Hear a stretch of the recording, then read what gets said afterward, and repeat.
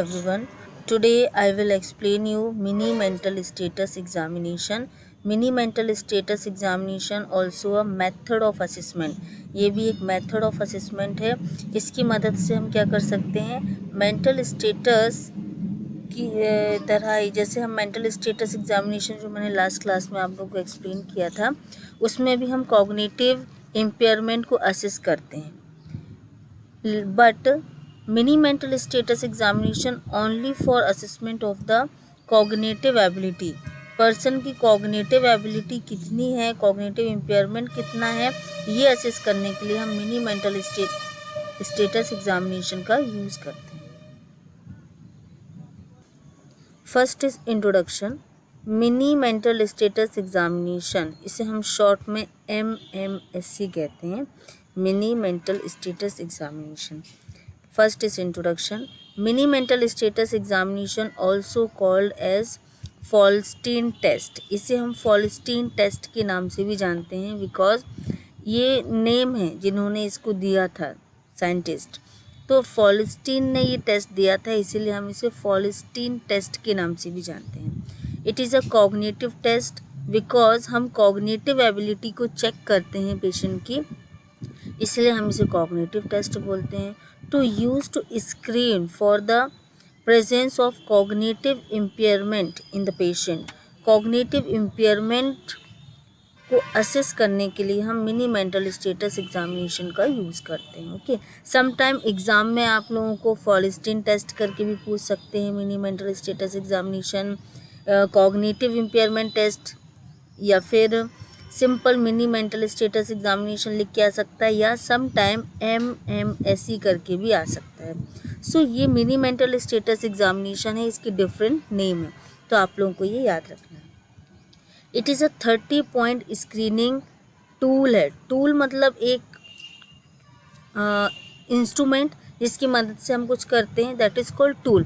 तो ये 30 point screening test है. ये एक क्या है, एक स्केल है 30 पॉइंट का, जिसकी मदद से हम कॉग्निटिव इम्पेयरमेंट को असेस कर सकते हैं, कॉग्निटिव एबिलिटी को असेस कर सकते हैं पेशेंट की. Next, mini mental status examination is a method of mental assessment. मैंने फर्स्ट में ही बताया था कि ये क्या है, मिनी मेंटल स्टेटस एग्जामिनेशन एक मेथड ऑफ असेसमेंट है. अभी ये जो सीरीज़ चल रही है इसमें मैं सारा साइकेट्रिक असेसमेंट पढ़ा रही हूँ, मेंटल हेल्थ असेसमेंट पढ़ा रही हूँ, उसमें ही मिनी मेंटल स्टेटस एग्जामिनेशन भी आता है. ओके, मेथड ऑफ असेसमेंट में mini mental status examination included है. Next, it is a cognitive test use to screen for the presence of cognitive impairment. Mini mental status examination is a widely use to assess cognitive function. एक normal individual का भी हम cognitive function assess करना चाहें तो इस scale का use कर सकते हैं. साइकेट्रिक सेटिंग में, इवन मेडिकल सर्जिकल सेटिंग में भी अगर हमें कॉग्निटिव इम्पेयरमेंट चेक करना है तो हमारे लिए मिनी मेंटल स्टेटस एग्जामिनेशन बहुत इम्पॉर्टेंट है. अभी वन थिंग बहुत इम्पॉर्टेंट चीज़ है, कॉग्निटिव इम्पेयरमेंट. कॉग्निटिव इम्पेयरमेंट होता है तो मे बी हेड इंजरी की वजह से हो सकता है, बाय बर्थ हो सकता है, या फिर हेड इंजरी की वजह से हो सकता है. तो कॉग्निटिव इम्पेयरमेंट होने के बहुत सारे रीज़न है ना. मे बी सम टाइम कुछ लोग मेंटल रिटार्डेड होते हैं तो उनमें कॉग्निटिव इम्पेयरमेंट देखने को मिलता है, तो हम ये हर सेटिंग में इसका हम यूज़ कर सकते हैं. ओके, स्पेसिफिक ऐसा नहीं कि हाँ साइकेट्रिक में ही इसका यूज़ होता है. एवरी सेटिंग में जहाँ हेल्थ केयर पर्सनल्स हैं इस टूल्स का यूज़ करते हैं. It firstly developed by the Folstein in 1975. ये याद रखना बहुत इम्पोर्टेंट है. Mini mental status examination Folstein ने दिया था in 1975. Okay, next is definition. अगर हम इसे डिफाइन करना चाहें तो कैसे डिफाइन करेंगे? The mini mental status examination of Folstein test, it is a 30 point scale. ये क्या है? 30 पॉइंट स्केल है. इसमें 30 क्वेश्चंस होते हैं that is use to extensively in clinical and research setting to measure the cognitive impairment. Okay, in simple terms है mini mental status examination also called is Folstein test. It is a 30 point questionnaire test. और इसका use कहाँ होता है? Clinical setting में, research setting में भी हो सकता है। मैंने अभी बताया ना, इस टूल का यूज़ हम कॉग्निटिव इम्पेयरमेंट चेक करने के लिए हम हर सेटिंग में कर सकते हैं, क्योंकि ये कॉग्निटिव इम्पेयरमेंट न्यूरोलॉजिकल प्रॉब्लम से भी रिलेटेड है। तो हर एक सेटिंग में इसका यूज़ होता है, साइकेट्रिक में, मेडिकल सर्जिकल नर्सिंग में, न्यूरोलॉजी में। इवन स्टूडेंट्स अगर किसी का कॉग्निटिव एबिलिटी चेक करना चाहते हैं तो भी रिसर्च में इस टेस्ट का यूज़ कर सकते हैं, कॉग्निटिव इम्पेयरमेंट असेस करने के लिए, कॉग्निटिव एबिलिटी असेस करने के लिए। Next is uses of mini mental status examination. इसका यूज़ क्या है? वैसे अभी काफ़ी यूजेस मैंने एक्सप्लेन किए हैं, अभी हम फिर से इसको रिवाइज करेंगे। Uses of mini mental status examination क्या है, इसकी यूज़ क्या है? So first is mini mental status examination provide measures of orientation. अभी इसकी कंपोनेंट में आपको फर्स्ट दिख रहा होगा ओरिएंटेशन। ओके, तो इससे हम क्या मेज़र कर सकते हैं? पेशेंट ओरिएंटेशन असेस कर सकते हैं, पेशेंट कितना ओरिएंटेड है। ओके, नेक्स्ट इज रजिस्ट्रेशन, मतलब इसके जितने कंपोनेंट है ये सारी चीज़ें हम क्या कर सकते हैं? मिनी मेंटल स्टेटस एग्जामिनेशन की हेल्प से असेस कर सकते हैं। First is orientation, registration, attention, calculation, recall and language. इन सारी चीज़ों से ही क्या बना? कॉग्निटिव इम्पेयरमेंट ना। कॉग्निटिव एबिलिटी में क्या आता है? What is cognitive? Learning ability, attention, calculation, memory, thinking, ये सारी चीज़ें किस में आती हैं? कॉग्निटिव एबिलिटी में आती है। अगर कॉग्निटिव पावर अच्छा है तो अटेंशन अच्छा होगा, कैलकुलेशन अच्छा होगा, चीज़ों को रिकॉल कर पाएंगे, मेमोरी अच्छी होगी, और ये सारी चीज़ें अच्छी होगी तो समटाइम थिंकिंग भी ठीक होगी। वैसे थिंकिंग अलग से डिसऑर्डर्स में आता है, साइकेट्रिक डिसऑर्डर में, बट ये भी इंटरकनेक्टेड है कॉग्निटिव एबिलिटी से। ओके, सो फर्स्ट थिंग्स, ये सारे कंपोनेंट हम मिनी मेंटल स्टेटस एग्जामिनेशन से असेस कर सकते हैं। Next, it is useful tool to assess the cognitive impairment and quick to administer. इसकी हेल्प से हम कॉग्निटिव एबिलिटी असेस कर सकते हैं और ये बहुत ईजिली एडमिनिस्ट्रेट कर सकते हैं, मतलब ईजिली इस टूल का यूज़ कर सकते हैं। हमें स्पेसिफिक किसी की परमिशन की ज़रूरत नहीं होती। हाँ, जिस पर हम अप्लाई कर रहे हैं उनसे हमें कंसल्ट लेना पड़ता है। नेक्स्ट, इसमें कुछ एक्सपेंसिव नहीं है, कुछ मनी अलग से खर्च नहीं होना है। ओके, 10 मिनट्स लगते हैं इस टेस्ट में। समटाइम ये पूछा गया है, मिनी मेंटल स्टेटस एग्जामिनेशन हम कितने समय में इसको एडमिनिस्टर कर सकते हैं, मतलब पूरा कंप्लीट हो जाता है 10 मिनट्स में। Okay, next, it is commonly used of mini mental is an accurate prediction of the dementia. Main क्या है, इस टेस्ट का यूज़ डिमेंशिया को असेस करने के लिए कर सकते हैं। डिमेंशिया क्या है? न्यूरोलॉजिकल प्रॉब्लम, कॉग्निटिव इम्पेयरमेंट होता है, इसमें कंफ्यूजन होता है। तो ये सारी चीज़ें डिमेंशिया को असेस करने के लिए बहुत इम्पोर्टेंट टूल है। ओके, समटाइम एग्ज़ाम में ये आया है कि मेन यूज़ क्या है, जो main purpose mini mental status examination का क्या है? डिमेंशिया को फाइंड आउट करना, स्पेशली साइकेट्री। ओके, एक स्पेशल नोट है, age, education, social background, verbal ability, behaviour of individual influence result and should be taken in the account in their interpretation. Okay, जब हम इस टेस्ट को apply करते हैं, patient पर एडमिनिस्ट्रेट करते हैं, तो हमें कुछ चीज़ों का ध्यान रखना है, क्योंकि पेशेंट के एज के अकॉर्डिंग कॉग्निटिव एबिलिटी में चेंजेस आएंगे। हम बिल्कुल 1 या 2 ईयर के बेबी में भी ये असेस करेंगे तो हमें आंसर उतना नहीं मिलेगा। ओके, अगर हम बहुत ज़्यादा ओल्ड पर्सन में ले रहे हैं तो भी हमें आंसर इतना नहीं मिलेगा। तो हमें इन चीज़ों का ध्यान रखना है कि किस एज में कॉग्निटिव एबिलिटी कितनी पाई जाती है इंडिविजुअल में, उसके हिसाब से हम ये टूल एडमिनिस्ट्रेट करेंगे। ओके, तो सेम ये सारे फीचर्स दिए हुए हैं, एज, एजुकेशन, सोशल बैकग्राउंड, जहाँ से वो बिलोंग करते हैं, verbal ability, behaviour of individual, ये सारी चीज़ें इन्फ्लुएंस करेंगी रिज़ल्ट को। तो हमें ये ध्यान रखना है ये टेस्ट एडमिनिस्ट्रेट करते समय कि पेशेंट की एज क्या है, एजुकेशन क्या है, ओके। क्योंकि इसमें जितनी चीज़ें हैं वो समटाइम अगर एजुकेटेड पर्सन है तो वो बहुत जल्दी हमें आंसर दे देंगे, ओके। तो हमें एजुकेशन के हिसाब से हम इसमें मॉडिफिकेशन कर सकते, हो सकता है कुछ कैलकुलेशन असेस करने के लिए हम कुछ टफ चीज़ें भी यूज़ कर सकते हैं। तो ये जो टेस्ट है हमें यूज़ तो यही चीज़ें करना, हम अलग से नहीं कर सकते। हाँ, इन जनरल भी कर सकते हैं, बट यहाँ अगर हम ये टेस्ट की मदद से हम किसी रिसर्च वर्क को परफॉर्म कर रहे हैं तो हमें इसके अलावा हम कुछ भी अलग से चीज़ें यूज़ नहीं करते हैं। तो सिंपल मैं ये बताने की कोशिश कर रही हूँ कि इसमें आपको ये सारी चीज़ों को ध्यान रखना है जब आप ये टेस्ट एडमिनिस्ट्रेट कर रहे हैं तो, ओके। एज पर ध्यान देना है कि बिल्कुल 1 या 2 ईयर तो नहीं है या फिर बहुत ज़्यादा ओल्ड पर्सन तो नहीं है, ओके। एजुकेशन अगर उनका बिल्कुल पुअर है तो हम ये हो सकता है समटाइम ये सारी चीज़ें पूछ रहे हैं उनको समझ ही नहीं आ रहा है, ओके। सोशल बैकग्राउंड कहाँ से वो बिलोंग करते हैं, उनका लैंग्वेज क्या है, अगर वो नहीं समझ पाएंगे लैंग्वेज तो ये टेस्ट वो परफॉर्म नहीं कर पाएंगे। फिर हाँ, इसी टेस्ट को हमें उनकी लैंग्वेज में कन्वर्ट करके फिर उन पर एडमिनिस्ट्रेट करना पड़ेगा, ओके। और नेक्स्ट इज़ वर्बल एबिलिटी। हो सकता है कि वो उनका कॉग्निटिव इम्पेयरमेंट ठीक है बट वो बता नहीं पा रहे हैं, ओके।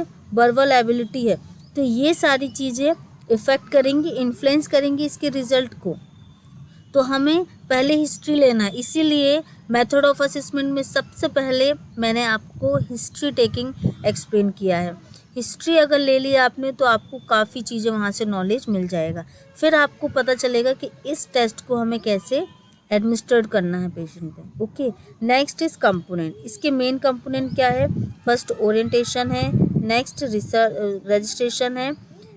रजिस्ट्रेशन क्या होता है अभी मैं बताऊंगी। यहाँ पर रजिस्ट्रेशन का डिफरेंस है थोड़ा meaning, okay. Attention, calculation, recall और लैंग्वेज। तो इतने सारे कंपोनेंट्स हैं, ये हम 1 बाय 1 डील करेंगे स्केल में। सो ये है स्केल, ये है format, mini mental status examination के लिए फॉर्मेट किस तरीके से हम एडमिनिस्ट्रेट करेंगे। सो इसमें मेन कंपोनेंट्स दिए हुए हैं, component description, next points, tool की total scoring and patient scoring. अब पेशेंट स्कोरिंग जो आएगी वो यहाँ पर लिखेंगे हम, ओके। सो फर्स्ट में है ओरिएंटेशन। ओरिएंटेशन असेस करने के लिए कि पेशेंट हमारे कितने ओरिएंटेड हैं, इसके लिए हम क्या कर सकते हैं, इस मेथड का यूज़ कर सकते हैं। इसमें देखो बच्चों 10 पॉइंट्स हैं, ओके। टोटल स्कोरिंग है 10। अब इसमें 10 क्वेश्चन है। फर्स्ट है व्हाट इज़ द ईयर। हम पेशेंट से पूछ सकते हैं ईयर क्या चल रहा है, ओके। सेशन पूछ सकते हैं, डेट पूछ सकते हैं, डे पूछ सकते हैं आज कौन सा डे है, मंथ पूछ सकते हैं, विच इज़ योर स्टेट, आपके स्टेट कौन सा है, कौन से स्टेट में रहते हैं आप, कंट्री क्या है, टाउन सिटी क्या है, हॉस्पिटल किस हॉस्पिटल में हैं आप, अगर हॉस्पिटल में वो हैं तो। और अगर इसी चीज़ को आप कम्युनिटी एरिया में कर रहे हैं तो आप वार्ड नंबर वगैरह ऐड कर सकते हैं इसमें, ओके। बट हम बेसिकली हॉस्पिटल में एडमिनिस्ट्रेट करने की बात कर रहे हैं, कौन से फ्लोर में। तो इस तरह से हमने क्या किया, 10 क्वेश्चंस अराइज किए और इसमें से पेशेंट जितने क्वेश्चन के आंसर दे पा रहे हैं हर एक क्वेश्चन के लिए 1 मार्क है। अगर वो 9 दे पा रहे हैं तो यहाँ पर हम 9 दे देंगे मार्क्स, ओके। 10 दे पा रहे हैं तो 10 दे देंगे। तो इस तरीके से ये फर्स्ट ओरिएंटेशन हम असेस करते हैं। Next is attention and calculation. Attention and calculation assess करने के लिए सबसे पहले हम अटेंशन चेक करेंगे। तो अटेंशन चेक करने के लिए हम क्या यूज़ कर सकते हैं, spell words backward, give 1 point for each letter that is in the right place. अभी एक एग्जाम्पल में लिखा हुआ है, इसको हम क्या करेंगे, स्पेल मतलब उच्चारण कराना है इनका वर्ड्स का, बैकवर्ड पीछे की तरफ। तो फॉर एग्जाम्पल ये लिखा है DLROW, तो इसे हम बैकवर्ड स्पेल कराएंगे WORLD। सो पेशेंट से हम बैकवर्ड स्पेल्ड करा सकते हैं। ओके, इसमें थोड़ा कंसंट्रेशन की ज़रूरत पड़ती है, तो हमें इसमें कंसंट्रेशन पता चलेगा। Next, alternatively do series 7। Okay, ask the person to count backward from 100 into blocks of 7। 100 में से 7 डिजिट पीछे के हम वर्ड्स पूछते हैं इसमें। जैसे फॉर एग्ज़ाम्पल 100 माइनस अगर हम 7 करेंगे तो कितना होगा 93। इसके और 7 डिजिट अगर हम पीछे चलेंगे तो 86 होगा। अगर हम 86 से और 7 डिजिट अगर हम 100 से चलेंगे तो कितना होगा 79। और 79 से 7 डिजिट और पीछे 72 होगा और 65। तो इसमें इस कैलकुलेशन में बहुत ज़्यादा इम्पोर्टेंट होती है कि अटेंशन देना ही पड़ेगा पेशेंट को। तो अगर ये इन सब में इम्पेयरमेंट हो रहा है, मतलब कुछ अटेंशन प्रॉब्लम है पेशेंट को, अटेंशन डेफिशिएंसी है, अटेंशन नहीं दे पाएंगे, तो ये कभी 100 से 7 डिजिट पीछे की ये 5 सीरीज़ तक वो नहीं बता पाएंगे। इसलिए इसमें 5 मार्किंग है। जितना पीछे बता सकते हैं उसके हिसाब से हम मार्किंग देते हैं। हर एक 7 डिजिट पीछे चलते हैं जब, तो उसके लिए 1 मार्क है। और अगर ये 5 बता दिया तो इसमें हम 5 मार्क्स देते हैं। हल्ला नहीं करना, हम वीडियो बना रहे हैं। सो पेशेंट से हम 100 से लेके 7 डिजिट पीछे बोलने के लिए हम बोल सकते हैं कि 7 डिजिट पीछे बोलना। जैसे 100 से 7 डिजिट पीछे जाएंगे तो कितना आएगा 93। और 93 से 7 डिजिट पीछे जाएंगे तो कितना आएगा 86। 86 से 7 डिजिट अगर हम पीछे जाते हैं तो कितना आएगा 79। 79 से 7 डिजिट पीछे जाते हैं तो 72। और 72 से 7 डिजिट पीछे जाते हैं तो 65 आता है। तो इसमें कुछ दिमाग लगाना पड़ेगा पेशेंट को। तो इससे हमें पेशेंट की कैलकुलेशन एबिलिटी और अटेंशन पावर पता चल सकता है। ओके, इसके लिए 5 मार्किंग है। Next is registration. Registration means क्या है? Registration means the series of letters and figures identify a motor vehicle assigned on registration and displays on a number plate। अगर हम इन सिंपल मीनिंग देखें registration का, तो it's a list जिसमें 1 bye 1 हम कुछ क्या कर रहे हैं, डिस्प्ले कर रहे हैं। सो रजिस्ट्रेशन मीन्स लेटर और फिगर हो सकते हैं, एनीथिंग, एनी ऑब्जेक्ट हो सकता है जिसको हम क्या करते हैं, डिस्प्ले करते हैं या अरेंज करते हैं। That is called registration. तो ये जो यहाँ पर रजिस्ट्रेशन है इसका ये मीनिंग है। ओके, किसी का ऐसा रजिस्ट्रेशन कुछ नहीं होता है। रजिस्ट्रेशन यहाँ पर ये है, फॉर एग्जांपल है नेम 3 ऑब्जेक्ट। हमें क्या करना है, 3 ऑब्जेक्ट के नेम बताना है पेशेंट को। फॉर एग्जांपल है एप्पल, टेबल एंड पेन। ये 3 ऑब्जेक्ट हैं, 3 चीज़ें हैं जिसके हमें क्या करना है, पेशेंट को नेम बताना है। तो हम वन बाय वन हम क्या करेंगे, डिस्प्ले करेंगे ना। तो हम पहले एप्पल बताएंगे, इसको ये एप्पल है, ये टेबल है, ये पेन है। फिर हम क्या करेंगे, टेकिंग 1 सेकेंड, 1 मिनट रुकने के बाद क्या करना है, then ask the individual to repeat the name of all 3 object. जिन 3 ऑब्जेक्ट का हमने नेम बताया है, 1 सेकेंड के बाद हमें फिर से वो पेशेंट से पूछना है, एप्पल, टेबल और पेन। अगर वो बता पा रहे हैं 1 बाय 1 तो हमें क्या देना है, 3 मार्क्स। अगर एक ही चीज़ बता पाए, एप्पल बस, तो हमें यहाँ 1 मार्क देंगे। एप्पल और टेबल बता दिया तो हमें यहाँ 2 मार्क्स देंगे। अगर सिर्फ एक ही चीज़ बता पा रहे हैं तो 1 मार्क्स देंगे। तो इस तरह से ये 3 है, यहाँ पर 3 ऑब्जेक्ट, इसलिए यहाँ पर 3 मार्क देते हैं। तो 3 चीज़ों के हमें 1 बाय 1 हमें क्या करना है, नाम बताना है, डिस्प्ले करना है। That is called registration. Okay, ये टर्मोलॉजी है, इसमें यूज़ की गई है। ओके, इसका और अदर कोई मीनिंग ऐसा नहीं है, बस इसमें 3 ऑब्जेक्ट का हमें नेम बताना होता है। 1 सेकेंड के बाद हम फिर से पूछते हैं। तो इससे हमें पेशेंट की कुछ कॉग्निटिव एबिलिटी असेस कर सकते हैं, हम कॉग्निटिव एबिलिटी पता चलती है कि हम जो भी एक्सप्लेन कर रहे हैं, बता पा रहे हैं, पेशेंट उसे समझ पा रहे हैं और उसका आंसर भी दे पा रहे हैं। And next is recall. Recall मतलब रिकॉल करना, फिर से उस चीज़ को दोहराना। सो आस्क फॉर द 3 ऑब्जेक्ट, जो भी 3 ऑब्जेक्ट हमने अभी बताए हैं पेशेंट को, उसको हमें रिपीट कराना है अबव फॉर, जो ऊपर दिए हुए हैं। फॉर एग्जाम्पल के लिए एप्पल, टेबल और पेन, इसी चीज़ को हम क्या करेंगे, फिर से रिकॉल कराएंगे पेशेंट से। इसके लिए भी कितना है, 3 मार्क है। जितना आंसर दे पाएंगे, 1 ऑब्जेक्ट के लिए 1 मार्क है, तो 3 ऑब्जेक्ट तो 3 मार्क्स है। जितना दे पाएंगे, जितने ऑब्जेक्ट के नाम बता पाएंगे, हम उतने यहाँ पर मार्क देंगे। Next is language. लैंग्वेज को असेस करने के लिए बहुत सारे टूल्स हैं जिसकी मदद से हम असेस कर सकते हैं। First is point to a pencil and ask the person to name of the object. For example, कुछ ऑब्जेक्ट रख के हम सिर्फ क्या करेंगे, उस पर पेंसिल से या फिर किसी स्टिक से हम सिर्फ नाम उस पर उसके ऊपर रखेंगे, उस ऑब्जेक्ट के ऊपर, और हम उसका नाम पूछेंगे।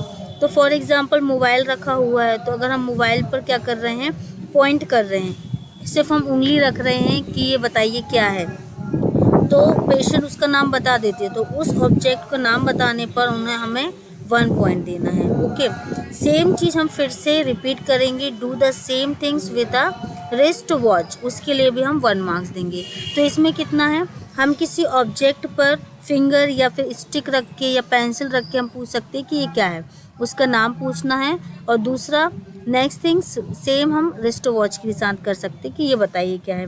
तो इन दोनों चीज़ों को वो प्रॉपर बता पा रहे हैं तो हम उसे 2 मार्क्स देंगे। बच्चों जो न्यूरोलॉजिकल प्रॉब्लम से सफ़र करते हैं पेशेंट, उनके लिए ये छोटे छोटे टास्क बहुत ही मुश्किल हैं। वो इतने छोटे और सिंपल टास्क भी पूरे नहीं कर पाते हैं कि हमने अगर किसी पर उंगली रख के हमने उनसे पूछा है कि ये बताइए, तो वो नहीं बता पाते हैं। ओके, सो ये उन लोगों के लिए एक डिफ़िकल्ट टास्क है, ये हमारे लिए सिंपल चीज़ है। तो हम इसे यहाँ पर 2 पॉइंट देते हैं पेशेंट को, अगर वो बता पाते हैं तो अगर सिर्फ पेंसिल से हाथ रखने पर बता पा रहे हैं तो 1 मार्क देंगे। रिस्ट वॉच नहीं बता पा रहे हैं क्या है वो, तो हम वहाँ पर मार्क्स नहीं देंगे। और अगर बता पा रहे हैं तो 2 मार्क्स देंगे। Okay, next things, ask the person to repeat the following number. कुछ हम बोलेंगे और उसे रिपीट करने के लिए बोलेंगे। फॉर एग्जाम्पल इस स्केल में यूज़ किया गया है इफ्स एंड वर्ड्स। ओके, अगर हम ये बोल रहे हैं और हम पेशेंट से पूछ भी रहे हैं इसको फॉलो करने के लिए, अगर वो फॉलो कर पा रहे हैं तो उसके लिए हमें 1 मार्क देंगे। Okay, and next is give the person a piece of blank white paper and ask them to follow the 3 stages। इसमें हमें पेशेंट को क्या देना है, एक पीस, एक छोटा सा ब्लैंक पीस देना है वाइट पेपर का। एंड जो भी स्टेजेस हैं, स्टेजेस मतलब जो कमांड है, स्टेजेस कमांड की स्टेजेस है, इसको फॉलो कराना है। इसमें 3 कमांड्स, इसलिए कितना है, 3 मार्क्स इसमें दिया जाता है। सबसे पहला क्या है, take a paper in your right hand. सबसे पहला कमांड है टेक पेपर। पेपर को कहाँ लेना है, राइट हैंड में लेना है। Okay, this a first command. अगर हमने कहा पेशेंट से पेपर लीजिए हाथ में, वो भी सीधे हाथ में, राइट हैंड में, और अगर पेशेंट ने पेपर उठा लिया उसके लिए 1 मार्क्स है। नेक्स्ट कमांड क्या है, फॉलो इन हाफ। उस पीस ऑफ पेपर को क्या करना है, हाफ फोल्ड करना है। पेशेंट ने फोल्ड करके भी बता दिया तो 1 मार्क है उसके लिए। Next, put it on the floor. अगर फ्लोर में रखने के लिए हम बोल रहे हैं, उन्होंने फ्लोर में रख दिया।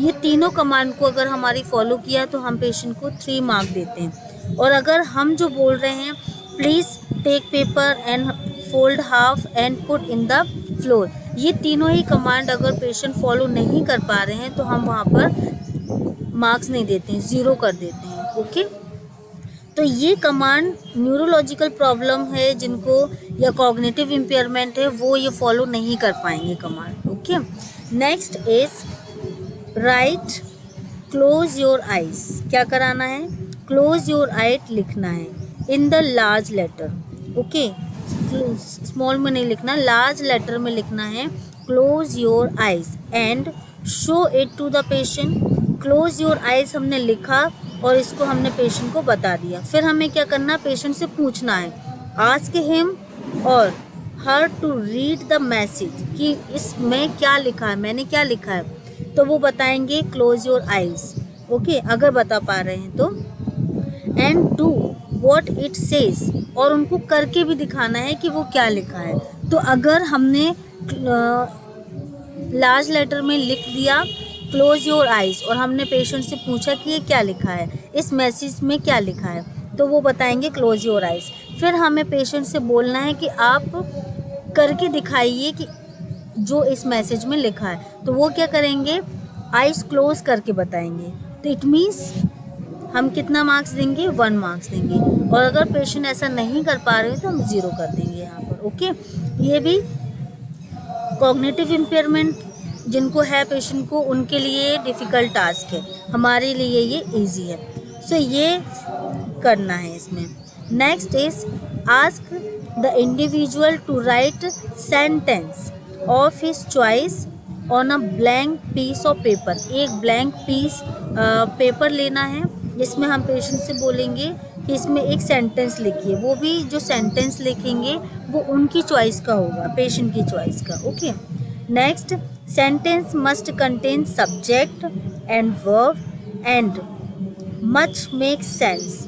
जो भी सेंटेंस वो लिख रहे हैं वो सेंसिबल होना चाहिए, मतलब उसका कुछ मीनिंग होना चाहिए, कुछ मीनिंगलेस नहीं लिखना है, ओके।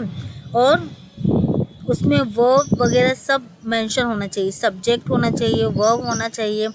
जैसे फॉर एग्जांपल सेंटेंस में होते हैं ना, सब्जेक्ट होते हैं, वर्ब होती है, जैसे कि आई गो टू स्कूल, तो आई क्या है, सब्जेक्ट है, गो मतलब वर्ब है। तो इस तरीके से उस सेंटेंस में सारी चीज़ें होना चाहिए, सब्जेक्ट होना चाहिए, वर्ब होना चाहिए, उस सेंटेंस का कुछ मीनिंग होना चाहिए, ओके।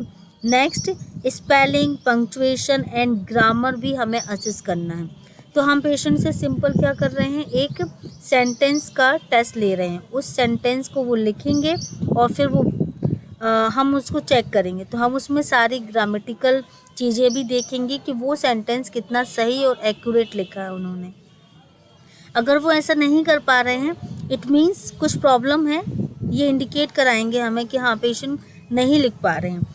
अब यहाँ पर सबसे इम्पॉर्टेंट चीज़ आती है, कुछ पेशेंट होते हैं जो पढ़े लिखे नहीं होते हैं। तो हम ये कैसे चेक करेंगे, कैसे हम सेंटेंस चेक करेंगे? तो हम यहाँ रिटन में ना लिख के हम उनसे ओरली बोल सकते हैं कि कुछ सेंटेंस हमें बोल के दिखाइए, ओके। तो बोल तो पाएंगे वो, हम बाकी चीज़ें असिस्ट नहीं कर पाएंगे, ग्रामर मिस्टेक और पंक्चुएशन लगा रहे हैं कि नहीं, बट एक हम सिंपल सब्जेक्ट और वर्ब यूज़ कर सकते हैं उसमें कि हाँ उन्होंने जो सेंटेंस बोला उसमें सब्जेक्ट वर्ब है या नहीं, और जो वर्ड्स वो सेंटेंस बोल रहे हैं उसका सेंस है या नहीं, मतलब उसका कुछ मीनिंग है या नहीं। तो ये हम असिस्ट कर सकते हैं। And last one is show the person,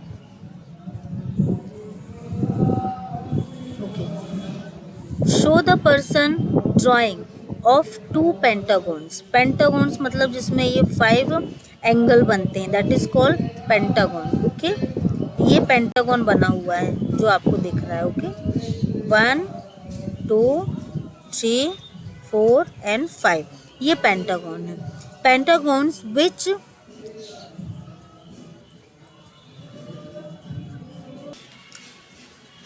intersect to form a quadrant, each side should be about 1.5 centimetre. इस पेंटागन का ये जो वन साइड है ये कितना है, वन साइड इसका 1.5 सेंटीमीटर है, ओके। इस तरीके से ये पेंटागन बना हुआ है, okay. Ask them to copy the design. ये जो कॉपी बनी हुई है, जिस तरीके से ये बना हुआ है 2 पेंटागन, जिस तरीके से ये क्वाड्रेंट में अरेंज है, इस तरीके से हमें पेशेंट से कॉपी करने के लिए बोलना है। अगर ये पूरा कॉपी कर पा रहे हैं तो हम उन्हें 1 मार्क देते हैं इसके लिए भी, ओके। कितना देना है, 1 पॉइंट देना है। ऑल 10 एंगल्स, अब 5 इसके एंगल है, 5 इसके एंगल है, तो टोटल कितना 10 एंगल हो गया।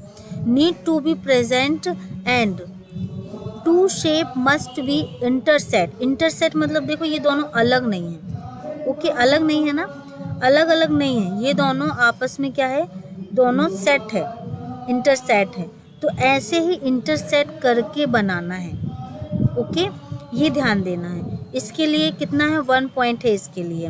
एंड तो इसका अगर रोटेशन करके बनाना अगर हम बोलें और पेशेंट हमसे बोल रहे हैं कि हम इसको रोटेट कर सकते हैं या नहीं, तो हमें उन चीज़ों को इग्नोर कर देना है, क्योंकि पेशेंट वो हम बना सकते हैं। इसको अगर ऐसा ना करके इसको इस तरीके से बनाएं तो इसका रोटेशन जो है वो कर सकते हैं, हमें इग्नोर करना है। अगर वो रोटेट करके भी बना रहे हैं तो इस ओके, सेम नहीं, बट पेंटागन होना चाहिए, उसमें 5 एंगल बनना चाहिए और इंटरसेक्टेड होना चाहिए, इंटरसेक्ट होना चाहिए, इस तरह से अरेंज होना चाहिए। तो इस तरीके से आप लोगों ने आज ये mental status exam mini mental status examination को लर्न किया है।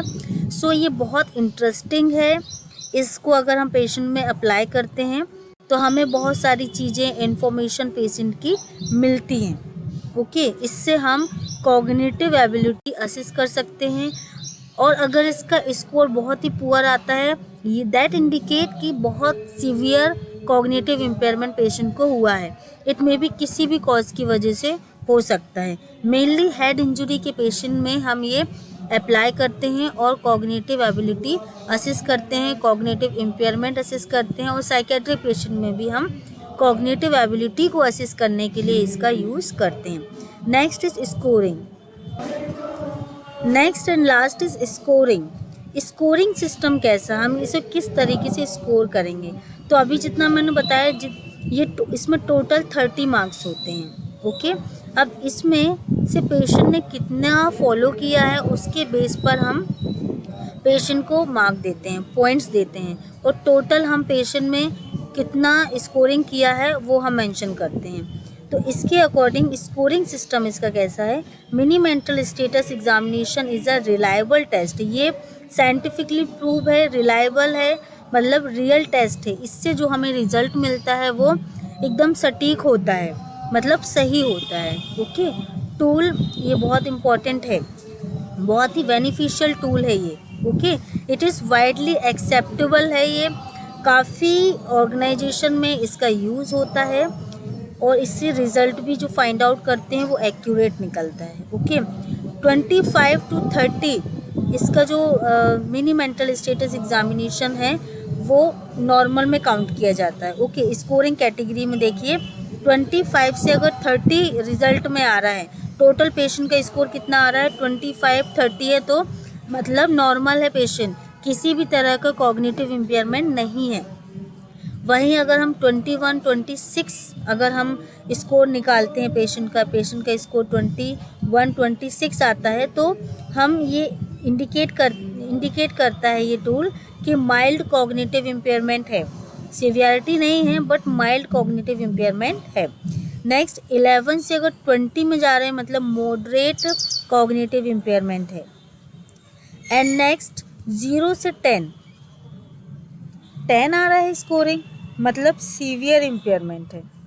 ये स्कोर की मदद से हम level of cognitive impairment assess कर सकते हैं।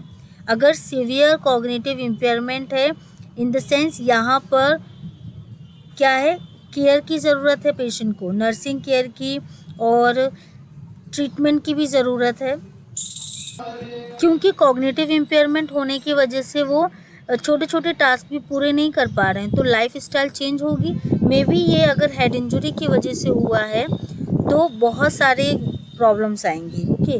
और अगर अदर कॉज की वजह से है तो फिर इसमें कुछ बेसिक स्किल्स होती हैं जिसकी हेल्प से हम उनका स्किल्स को डेवलप कर सकते हैं, ओके। एटलीस्ट इतना रिहेबिलिटेट कर सकते हैं कि वो लाइफ को मतलब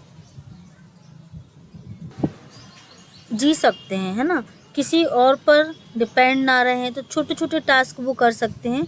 तो इसके लिए फिर आगे ट्रीटमेंट प्लान होगा, और भी ज़्यादा अगर उनको स्किल सिखाना है तो ये सारी चीज़ें, अगर सीवियर कॉग्निटिव इम्पेयरमेंट है तो उनके लिए यहाँ पर मैनेजमेंट की ज़रूरत है। ओके, उनके लिए बहुत सारा नर्सिंग मैनेजमेंट किया जाएगा जिसकी मदद से हम उन्हें ट्रीटमेंट दे सकते हैं। सच एज फॉर एग्ज़ाम्पल मैंने यूजेस में बताया था कि इसका जो मेन यूज़ है वो क्या है, डिमेंशिया को फाइंड आउट करना है। डिमेंशिया जिसमें कन्फ्यूज़न होता है। ओके, तो डिमेंशिया का केस है अगर, और ये इस पर्टिकुलर टूल की मदद से हमने क्या किया है, आइडेंटिफाई कर लिया, तो फिर डिमेंशिया के लिए जो ट्रीटमेंट है हम वो स्टार्ट करेंगे। ओके, ये डिमेंशिया को इंडिकेट करते जो कन्फ्यूजनल स्टेट है, इसमें पेशेंट को केयर की ज़रूरत है, तो फिर ट्रीटमेंट प्लान करेंगे। ओके, अब ये डिपेंड करता है कि डिमेंशिया किस कॉज की वजह से हो रहा है। Okay, sometime severe cognitive impairment है या माइल्ड है, तो डिमेंशिया हुआ है, बट कॉज पर डिपेंड करता है कि हम उसको कितनी जल्दी रिकवर कर सकते हैं, रिहैबिलिटेट कर सकते हैं। फुल्ली नहीं हो सकता तो फिर भी हम कुछ तो इसको पेशेंट को रिहैबिलिटेट कर सकते हैं, बट ये रिहैबिलिटेट होगा कि नहीं ये डिपेंड करता है कॉज पर। Okay, so it was mini mental status examination. I hope आप लोग को समझ आया होगा मिनी मेंटल स्टेटस एग्जामिनेशन क्या होता है और किस तरीके से करना है और इसका फॉर्मेट क्या है। ओके, सो स्टूडेंट्स, अगर आपको डाउट है तो आप कमेंट बॉक्स में कमेंट कर सकते हैं, और अगर आपका नॉलेज इंक्रीज़ हुआ है, आपको समझ आ गया है mini mental status examination, so please channel को सब्सक्राइब कर दीजिए। सब्सक्राइब करने से मुझे भी मोटिवेशन मिलेगा। ओके, नेक्स्ट वीडियो को लाइक ज़रूर कीजिए और अपने फ्रेंड्स को शेयर कीजिए वीडियो, ताकि उनका भी नॉलेज इंक्रीज़ हो सके। Thank you students.